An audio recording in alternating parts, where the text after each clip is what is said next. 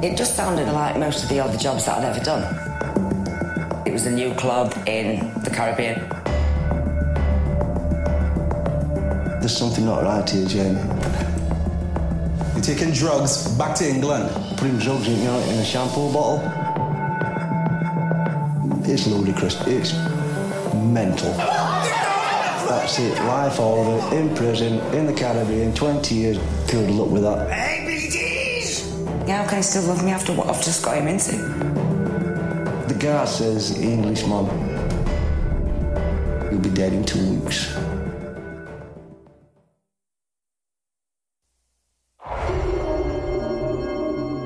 From Wondery, this is Locked Up Abroad.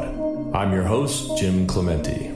Today we bring you Caribbean Nightmare. Jayne Blaydon is working as a stripper in West Yorkshire, England, when she's presented with a proposition to teach lap dancing at a new club in the Caribbean.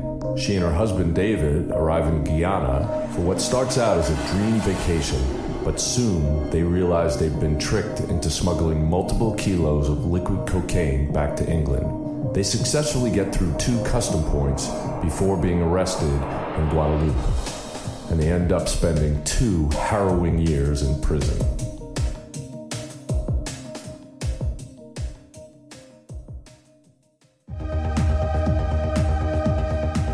I was a pole dancer, what we used to call table dancers. A typical night's work is you go on stage, do a bit of a dance. It's just basically dancing and having fun and having a laugh with the guys that's in the audience. I love music, I love dancing, and the pay was excellent. One night, this girl, she just came and asked if I was interested in doing a job abroad. Oh God, yeah. Whereabouts? She mentioned it would be Guyana, South America. Wow. The money would be very good. I'm thinking, yeah, I could do with a bit of a holiday, to be honest. I didn't say yes straight away, but I said I probably would do it after I spoke to David. Hey, darling. All right, love. When I got home that night, David was still up. Been offered a job?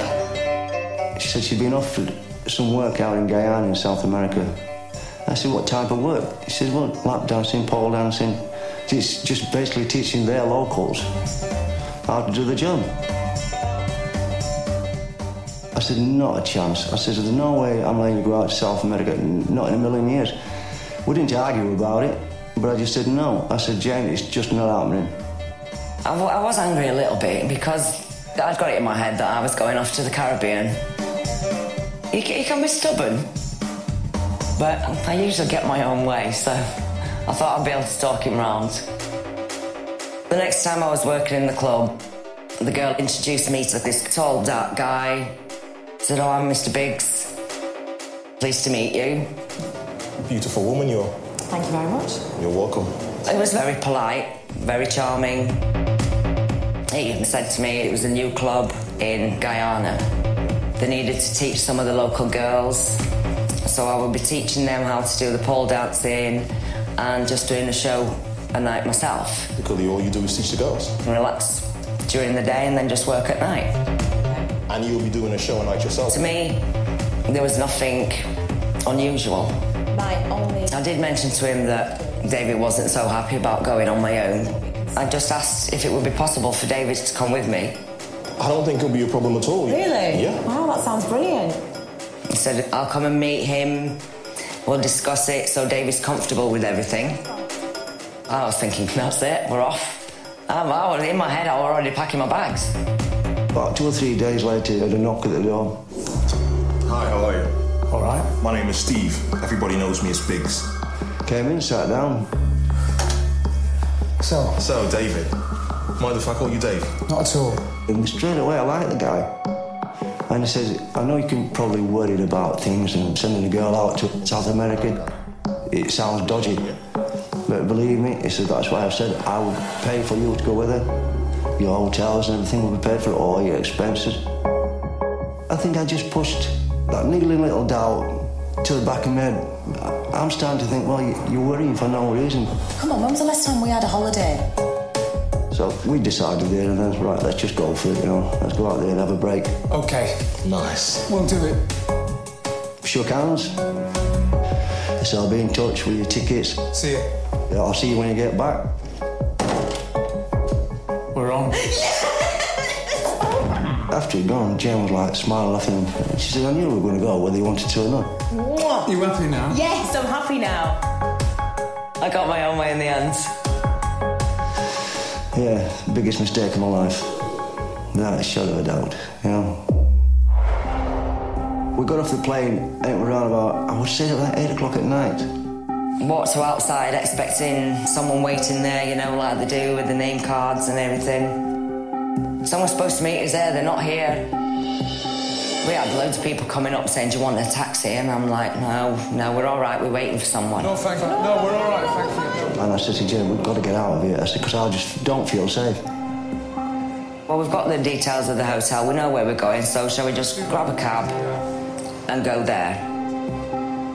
That's what we did.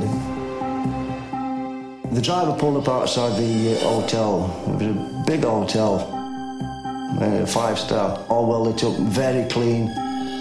My mood lifted, you know, I felt a lot better. Oh, I thought, fantastic.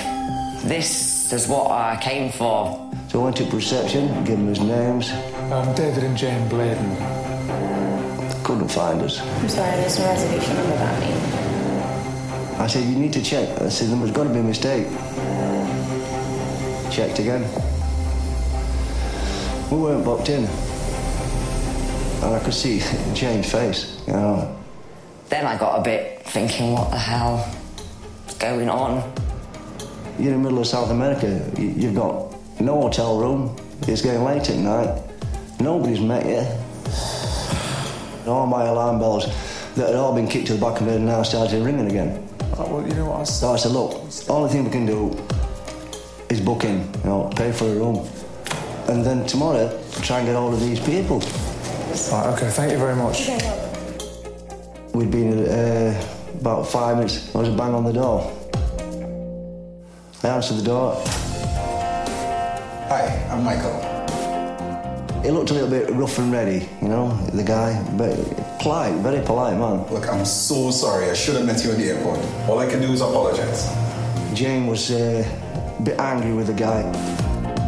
Oh, hello. Are you this person that was supposed to meet us at the airport? Yes. Saying, look, we've been stood there almost an hour. You know, we're in a strange country, and you leave us there just stranded. They said, no, yes, I can understand you being angry. It's totally my fault. I mixed up the flight times. He was talking nice, being polite, apologising. He said, well, I know you're at this hotel. But this is not the hotel we want you to stay at. What? What do you mean? He said, this is just... Well, when you come through customs, for your visa and that, they like to know that you're staying somewhere that's, you know, top of the range. But don't worry, the other hotel that we're going to take you to is just as nice as this one. OK. He said, spend the night here, relax, have a good night's sleep. Right, OK. Thanks, Mike. He said, good night, and he went. There you go. Me and Jayne were laughing. The mood lifted again. It's just been a mistake, you know, these things happen. The next day, we'd got all our things together. He met us, it was nice again. And just took us to the car. We came off the main road and drove down a couple of, like, I would say, basically the tracks. We drove for about another 5 minutes, and we pulled up at this hotel. You could see there was a fence all the way around there, but there was nobody there. No, nobody. We'd been up there about 2 minutes and got a knock on the door. Yeah, you all right, man? And it was Michael. Hiya. And he was with a big African guy. And he got a bomber jacket on, you know, a zip-up jacket. It looked a bit spooky, the guy, you know. He's a guy you wouldn't like to cross. Michael said, oh, this is John. He'll be taking care of you while you're here. Anything you need or you want, we have to see John. So you need to go anywhere into town or anything, you know, John will come with you to make sure you're safe. Like a bodyguard. Michael said they're having trouble with a licence at the club. He said, so everything's on hold for a day, maybe 2 days. So just You know, be cool, you know, just everything's still on track. We're just waiting for the license. Okay. I'll see you out. Thinking, oh, here we go again, you know, another problem. But after he went, Jayne said, mind you, that gives us a couple of days, you know, just to chill out. Hey, come on, stop worrying. Jayne said we can go in the daytime, go to the other hotel and sunbathe, you know, by their pool. The pool was lovely. Thought, oh, forget the other hotel, don't matter, I'll just sleep there and come to this one every day. Nice. Absolutely fantastic, relaxed. That good? Come on, let's... I could do 2 weeks of this, you know, brilliant. Cheers. Cheers to us. I was laid there, just relaxing. And I could see John coming to the hotel, you know, to the hotel pool area. You know, I just thought maybe just coming to check, see if we're okay. But he looked serious. And he leant over to me and he said, I need you to go back to the hotel. I said, there's nothing at that hotel. I said, we're here just taking some sun and a drink. And he just leant over again and said, I need you to go back to the hotel and I'm not going to ask you again. I said, I'm telling you. Let's go back to the hotel. End of discussion. And as he leant over, you could see under his jacket, he had a gun. I need you to come back to the hotel now. All right? I just saw David's face expression change. All right, mate. I said, Jayne, let's just get your things. Let's just go. As we walked through the hotel, you know, it was silent. There was a car waiting. He just opened the door and said, just get in. I thought, oh, I'm in a strange country. There's a guy there in the front with a gun. This is not right. Panicking, you know, starting to panic. If soy glazed pork and rice cakes with bok choy and marinated green beans sounds good to you, but you can't imagine finding the time or the skills to cook it, believe me, I understand. That was me before I tried Blue Apron. Each Blue Apron meal comes with a step-by-step, easy-to-follow recipe card and pre-proportioned ingredients that can be prepared in 40 minutes or less. Check out this week's menu and get your first 3 meals free with free shipping by going to blueapron.com/lockedup.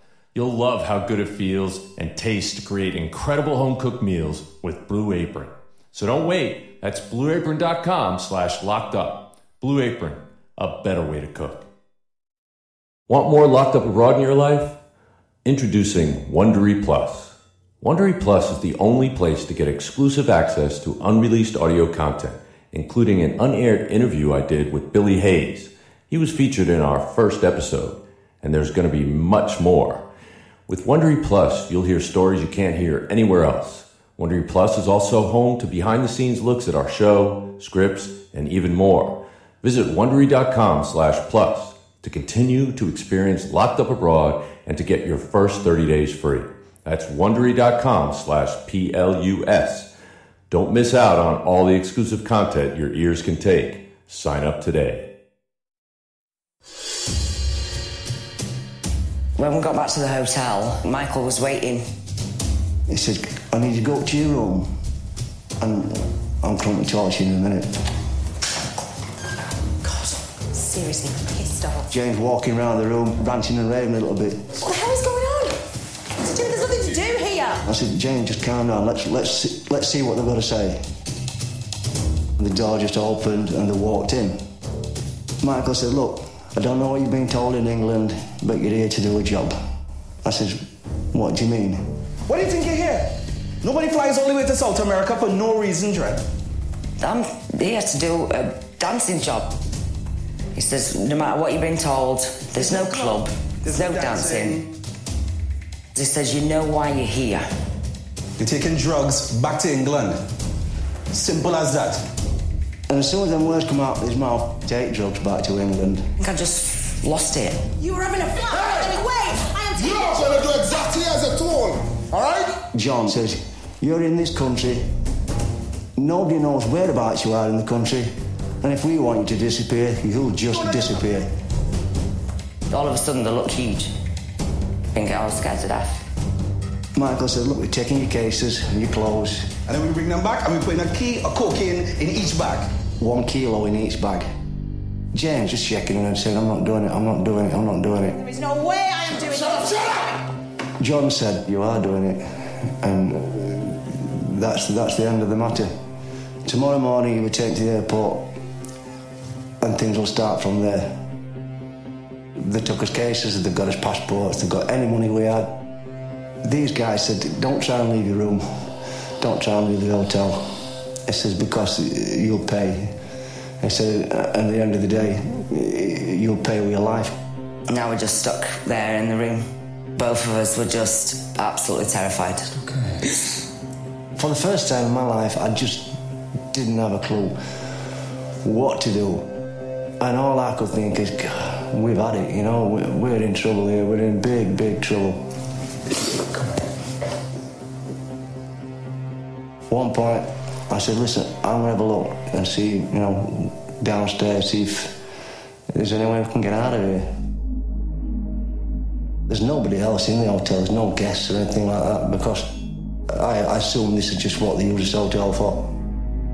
I walked to the top of the stairs, took about 3 steps down the stairs, and there's a John stood there right at the side of the door. There's no other exit from the hotel apart from down these stairs. You won't get out there, it was as simple as that. We didn't sleep much that night at all. Can we tell somebody, you know, can we tell the police? But the trouble is our phones didn't work. The hotel phones didn't work. We couldn't phone anybody. I really believe 100%, no doubt about it, these guys would have shot us.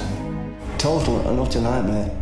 I said to Jayne, look, we're going to have to do what they say. Like it or not, we're going to do it. The next morning, John and Michael barged into the room, brandishing 2 brand new suitcases. John pulled a bottle out, and it was a shampoo bottle. And that's when he explained that the drugs was inside these bottles. The cocaine in this bottle.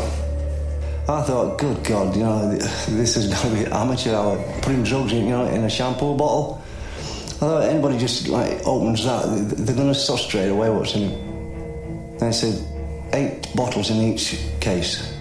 And they said, you're not flying direct, you're going from here to St. Lucia, into St. Martin's, into Guadeloupe, into France. And when they get to France, they take a ferry straight to England. It's ludicrous, you know, it's mental. They said, oh, there's a reason for it, because the route we take, we know it's safe. We've done this 1,000 times, 1,000 times. Everybody's paid, the police are paid, people at the airports are paid, the customs are paid, so you can't get caught. They told us when we got back to England, we would be met, and as soon as we handed the case over, we'd be handed an envelope with £8,000 in it. And for what you're risking, 8 grand? It's nothing. You wouldn't do it for $1 million. Go straight to the airport. There's no way around it. In the situation we're in, we've got to do it. I'm just like a zombie. I'm just doing what David's telling me to do. Once you're out there in that car and you're heading towards the airport, then it becomes real. She was just terrified, and I could see it written all over her face, you know. I felt like crying, but I didn't want to, like, show my emotions in front of these guys. It's killing me inside, because I'm the guy, I should be able to look after her. I shouldn't let this happen at the end of the day. And I feel guilty because I can't protect her, you know. When we arrived at the airport, John opened the boot, took both cases out, and walked to the airport. And there's a woman checking the bags. Straight away you think, well, that's it, you've had it. You know, they're searching all the bags. I said, listen, John, look, they're going through all the bags. But John said, you're not going to get searched. Take your cases, go into the checkout, and just go through and get on the plane. We walked to the queue, everybody else is being searched. Everybody getting the cases searched. I looked back and John was still stood at the door, just watching, making sure we went through, make sure we're getting on the plane. I'm shaking, I'm sweating. I'm sure that people could see this fear in my face. And she just waved us over. Good God, we're going to get stopped, we're going to get caught. This is it. Never in bat an eyelid, she just waved us past. both cases, never looked in a bags, anything. The pressure that were on top of me, it seemed to just vanish, you know? Thank you. And I can remember walking off with Jayne saying, God, that were easy. Nobody gave us a second glance, you know? Nobody batted an eyelid. Maybe it's not going to be as bad as we thought. Maybe we won't get caught. As we get back into the airport, the word started coming back again.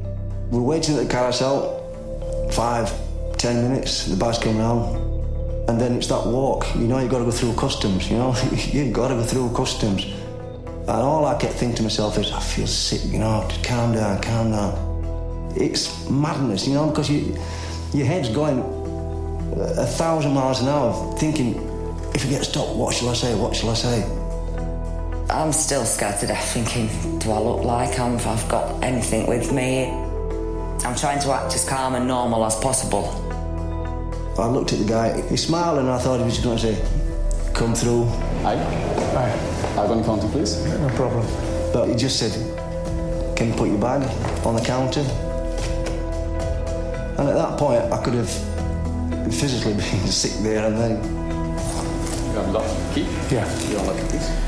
Yes, have you got the key to unlock the lock? I'm trying to take the key out without shaking.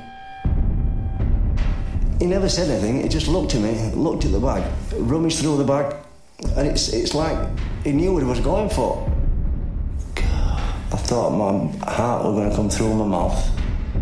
I'm thinking, that's it, we're caught. This guy's not stupid. I could have just burst into tears. And when he flicked the lid open, that's game over, you know. That's it, life over, in prison, in the Caribbean, 20 years, good luck with that. But as it happened, when he squirted it was shampoo that came out. I couldn't take my eyes off what he was doing, like, every motion, everything he was doing. Looked at me again, took a tissue, wiped his hand. I can go. Said, everything's fine, take your bags, go through. Have a good stay. Thank you. I could have kissed the man, you know. As we're walking out the airport, both me and David were just laughing. We knew we'd got through. It's like you've won the lottery. The relief is just overwhelming, you know. It's like, we've got away with this. God, it's sheer joy.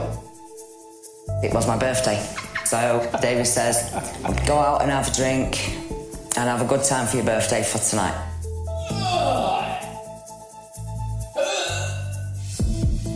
I can remember waking up, it was pretty early, and I'd got a stinking headache, you know, a hangover from hell.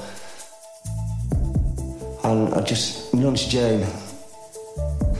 I said, how easy was that, Jayne? I said, that guy's a customs officer. And he searched the bags, tried the shampoo, and if it's fooled him, it's gonna fool everybody. I said, we'll make this. Michael said, there's a payment of 8,000 when you get back to England. You'll get an envelope with £8,000 in it. We've been through all that turmoil, all the terror, all the pain. If we don't deserve 8 grand, who does, you know? Let's take these drugs, give them over in England, and let's, you know, just spend the money. And I looked at David and said, let's just go the rest of the way home. Drop the bottles with them, pick up the cash and go. Within 3 days, we've become international drug smugglers. Innocent party to drug smuggling, you know, in one fell swoop. I love reading great books, but I don't have the time to sit down and read all of them. And if you're like me, you've got a list of books you haven't gotten to, so you need to give Audible a try. Audible has the best audiobook performances, the largest library, and the most exclusive content. No matter what you choose, you will love listening to Audible. A great book I recommend for an amazing audio experience is The Stranger Beside Me, Anne Rule's definitive story about her unlikely friendship with serial killer Ted Bundy. Right now, my listeners can start a 30-day trial and get their first Audible book free. Learn more at audible.com/lockedup. That's AUDIBLE.com/lockedup. The next morning, we got into the cab, went off to the airport. From St Lucia, we're heading to Waterloo. I don't think I was even nervous. I was acting more normal. Tourists, island hopping. I think the nerves had gone because we'd done the hard part. There were a few security guards about. A small little airport, we're going to get through this doddle.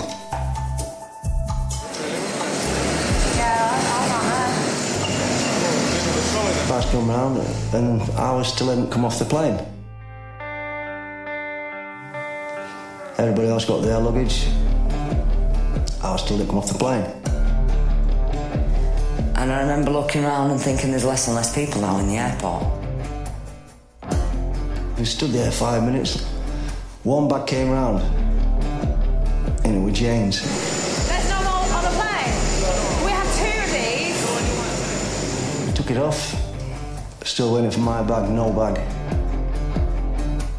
I looked at David and I just said, what's going on? I'm thinking then, they know. I said, I've got to go out to the information and report the bag missing. My love, I wondered if you'd help us, please. I said, look, we just come from St Lucia, we've had 2 bags, there's only 1 case. When she got off the phone, she says there's been a mistake. It's been left on the plane going to the next destination. And she said, don't worry, we will deliver it to your hotel. Yeah. So then I calmed down again. They've just left it on the plane by mistake. Well, don't worry about it. And now Jayne's trying to calm me down. Come on, let's go. Thanks. So I'm trying to think positive, it's just a mistake, it's just been left on board. Walking to customs, there's nobody else around. Nobody, apart from the customs man on the desk. And all hell's let loose. They just appeared. Out every door. It was just absolutely petrifying. There you are on the floor. There's 20 coppers there with guns all armed, and they've got one pressed in the back of your head. I could hear her saying, I haven't done anything wrong, I haven't done anything wrong. And I'm trying to say, leave her alone, leave her alone. And then he said, you're under arrest for transportation of cocaine. Right at that second, my life had gone, They dragged her into a little room, guns at the back of her heads. They fetched the case and put it on the counter in front of us. He opened the suitcase up and immediately picked up a bottle. Complete and utter fear. Absolutely terrified. He just took a Stanley knife out, cut the bottle open, pulled out a bag. Panic. He got a tester thing and he put it, dabbed it, and he said, this is liquid cocaine. And she looked at me, you could see she was terrified. They fetched the press in to photograph it, and all the policemen behind all shaking hands and generally all smiling. I think they'd been tipped off we were coming. We were meant to get caught right from the start, so they could haul 30, 40, 50 kilos through, All we were decoys. Nightmare, absolute nightmare. They put us both in the back of the van and they drive to the big prison. God, it's awful. When we got to the prison gates, there was guards there with the guns, and there's all like the barbed wire fencing. As we stepped out of the van, they handcuffed me to one officer and Jayne to another one. Didn't realise that we was going to be taken in through separate doors. And all I can think about is, God, a place like this, women getting raped, anything can happen to her. Jayne! I was scared to death for the girl, Scared to death for her. He just looked at me, he turned and he just said, he shouted, I love you. I love you! I love you! I'm thinking, how can he? I'm thinking, how can he still love me after what I've just got him into? I I remember there's walking through the gates and everything was quiet, silent, strange. 2 officers came to the side of me and he opened the door. You've never heard anything like it in your life. And they were shouting abuse, banging the door, banging and smashing. And they were throwing fires out the windows, burning cloths, burning rubbish. The guy opened the door and he turned to me and he says, Englishman, he says, you'll be dead in 2 weeks. Conditions for me weren't that bad. The rooms was clean, the guards were quite nice. By that point, I wasn't scared for myself anymore. I was worried about David. I was scared for him. Every day out in prison, you live in fear someone's going to stab you, someone's going to kill you. In there, you've got basically all the dregs of the earth, you know? You've got from petty criminals to armed robbers, murderers, child killers, some big guys, small guys, some nasty-looking animals. There wasn't a day I didn't see somebody getting stabbed or somebody getting slashed. I was terrified. I've been in there 2 weeks. It was a Sunday afternoon. I can remember walking down some steel stairs that go to the bottom landing. It was blisteringly hot. I got a shirt on and I took the shirt off. But as I got the shirt over my head, a guard smashed my legs from underneath me. And I fell down the stairs. I hit my head, I hit my back, and I've just felt the bones in my back crunch. And I ended up on a heap on the bottom. I could feel blood gushing out of my head, you know. And the guy just walked away. Just left me on the concrete at the bottom of the stairs. Somebody fetched a white sheet from somewhere and threw it over me, you know. They thought I was dead. They took me to the infirmary, and I was semi-conscious, you know, in and out of consciousness. 3 broken ribs, dislocated shoulder. I need about 14 stitches in my head. And the bottom 2 lumbar discs had just exploded into nothing. Now they're just gone, yeah, completely gone. They give me a pair of crutches and they lug me back to prison. I'm crippled. The back, it was horrendous pain, but they don't care. They just want you back in the system. I'd heard a rumour that he'd been attacked. The prison guard told me that it was hurt badly, but they didn't give me any details. I was just scared to death the whole time. I'm terrified for him, not for me, but for him. I could see the women's cell block through the cell window. So I took the pillowcase off. I got a marker pen of some kind, and I just wrote on it. And I put it like a flag outside the window. I just seemed about the corner of my eye. I glimpsed and I seen this big pillowcase out of the window. It just said, Jayne, I love you on it. And I instantly knew it was David's. Hey! And I stuck my arm out of the window and I'm waving, and then I started shouting to him. The first time I saw James' arm come through the window, it made my heart you know, it's race. I love you! And just to hear a voice to shout, you know, I love you. Just for that, you know, that few seconds meant the world. When we actually got the release forms, I was like, oh, it was amazing. I knew that day was here that we was actually going home. The guard come with a wheelchair and they wheeled me to the reception. I just ran up to him, hugging him to bits. And I'm thinking I'm not letting him go just in case they take me back. It was just like, come on, let's just get out of here, you know. It's joy, overwhelming euphoria. We're out of that hole, you know, that cesspit of a prison. Against the odds, I survived. They tried to kill me, but I survived. I've paid a high price, you know. I've paid a very high price. Health-wise, yeah, it's damaged me beyond repair. Them 2 years has cost me my mobility, you know. I will end up in a wheelchair. With a lot of people, it would have broke them. But I just love him to death. I regret not having a little bit more common sense at the time and sticking to my instincts, you know, and I'm just going into a situation that's anybody can get into. Believe me, it can happen to anybody. It really can. We never once blamed each other. I love her to bits, you know, I love her bones, a girl. We'll always be soulmates, you know, always.